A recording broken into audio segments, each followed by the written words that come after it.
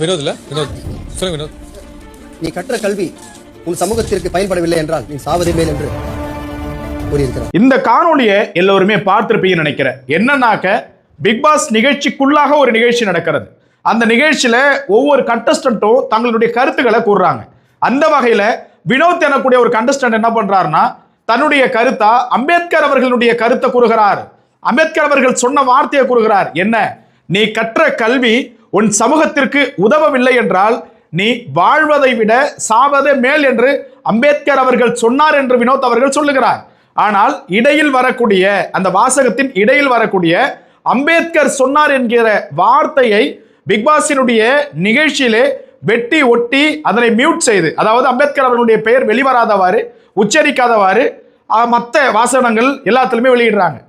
நமக்கான கேள்வி என்னன்னா, அம்பேத்கர் அவர்களுடைய பெயரை வெட்ட வேண்டிய, அதை மியூட் செய்ய வேண்டிய அவசியம் என்ன பிக் பாஸ் நிகழ்ச்சிக்கு? அம்பேத்கர் அவர்களுடைய சொல் என்பது அனைவருக்குமானது.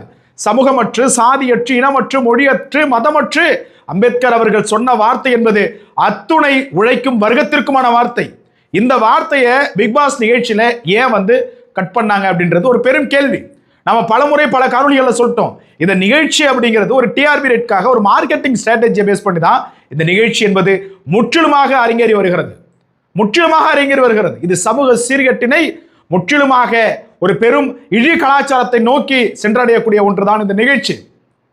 பாபா சாஹேப்பினுடைய பெயரை மறுக்க காரணம் என்ன? ஏன் அவருடைய பெயரை உச்சரிக்க கூடாது என்கிற ஒரு அவசியம் என்ன? இதனால் இந்த பிக் பாஸ் நிகழ்ச்சிக்கு என்ன வலிக்குதுன்றது தெரியல.